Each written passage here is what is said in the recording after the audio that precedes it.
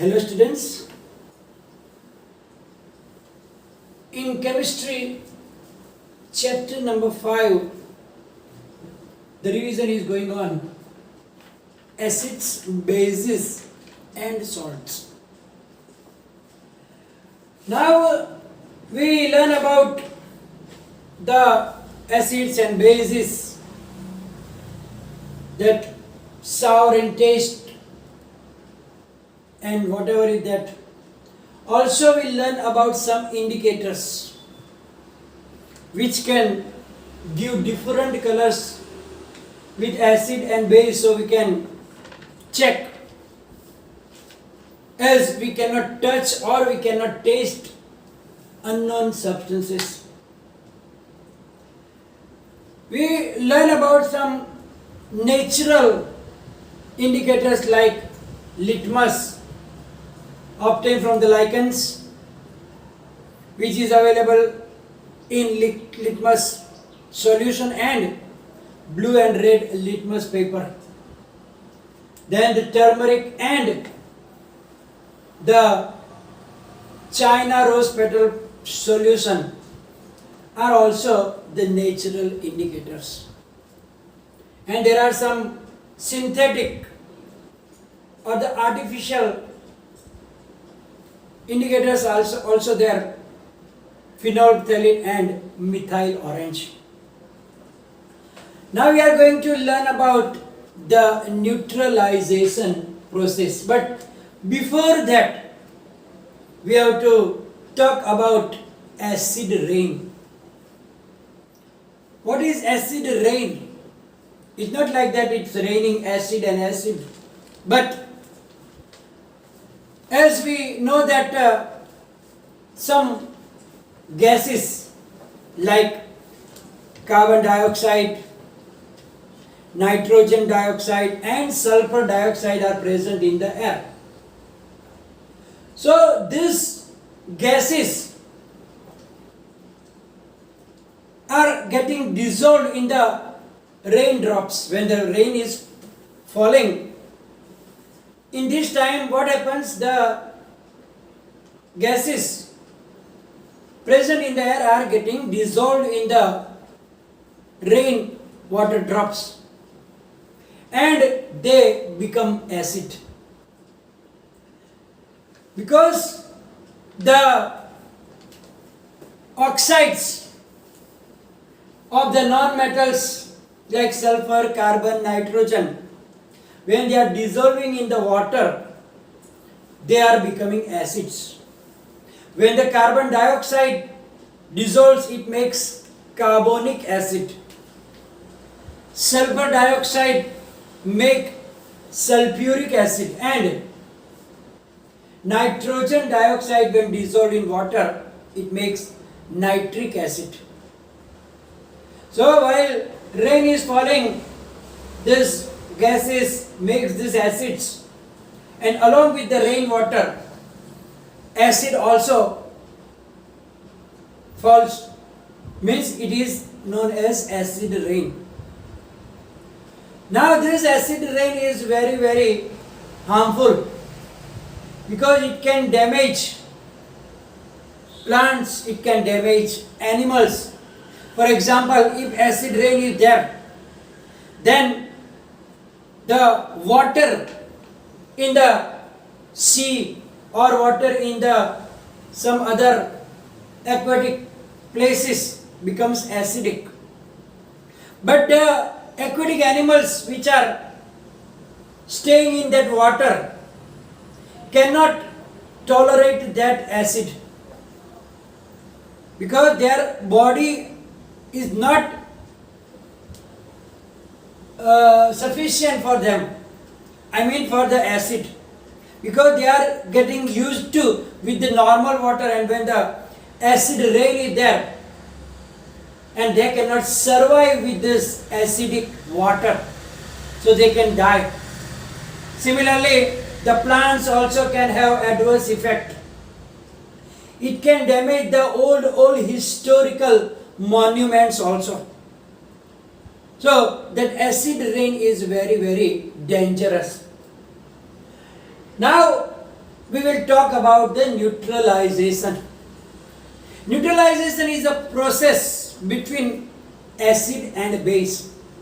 So when an acid and a base when react with each other, then that reaction is known as neutralization. Why it is calling neutralization? Because they make the neutral solution. Means they make the acid and base both nullify the effects of each other. Means acid make the base neutral, base makes the acid neutral. Both when react with each other, they neutralize, and therefore that process is known as neutralization process. Now to understand that neutralization process, we need some indicators, because most of the acids and bases looks same. So how can we understand that neutralization process is done? Because when salt is produced, that also getting dissolved. So we want to understand that the neutralization process is done or not. So for that we need indicator also. So in that we understand with the activity, but that activity must be demonstrated under the observation of teacher, because all the acids, not actually all, but most of the acids and bases are corrosive.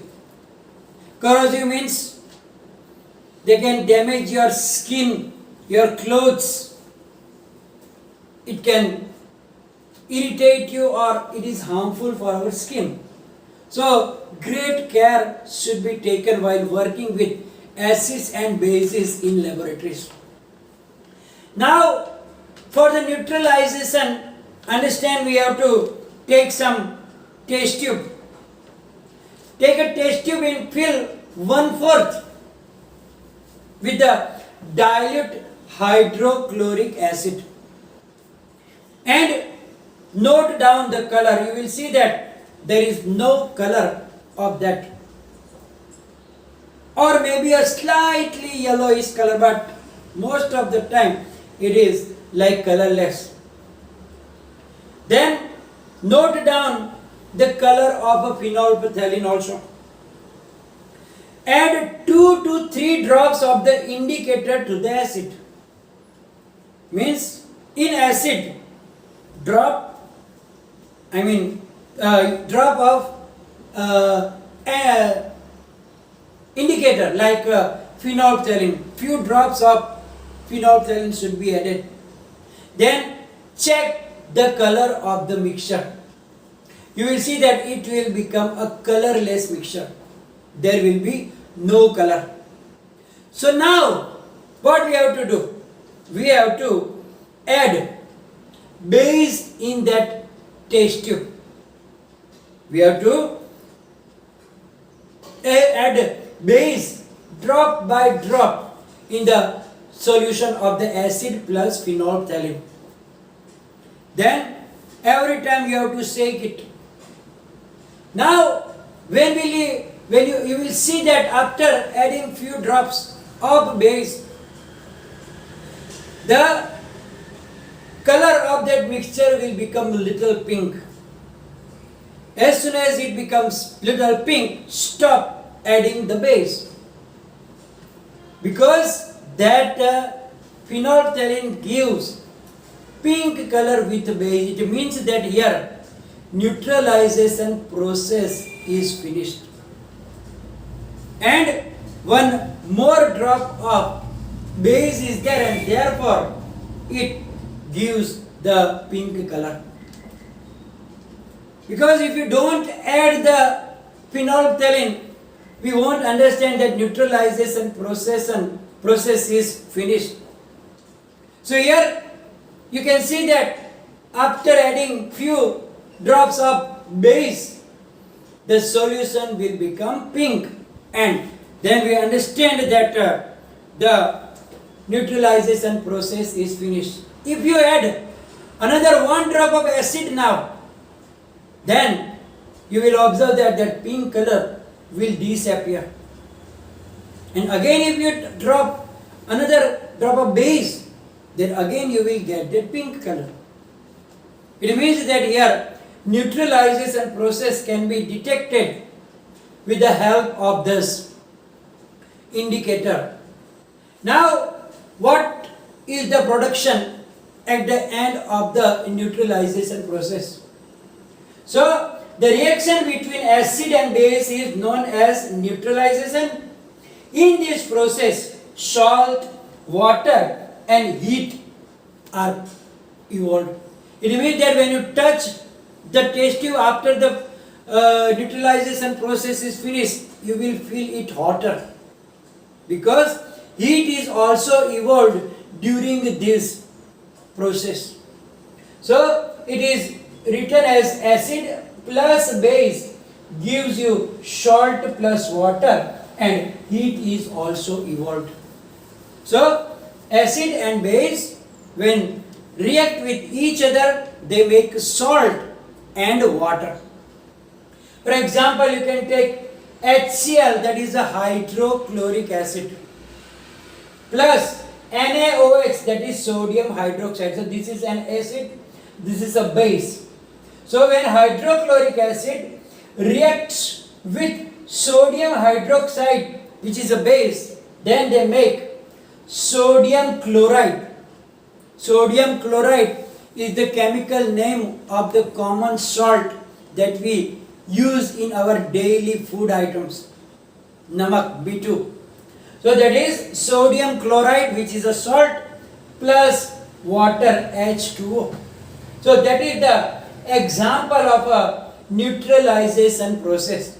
Means acid plus base gives salt plus water. For any acid and base, that is the formula, normal, that acid and base when react, they make salt and water, and heat is also produced in this process. So now the reaction that we understand now. Now we have to learn about some neutralization process that takes place in our everyday life.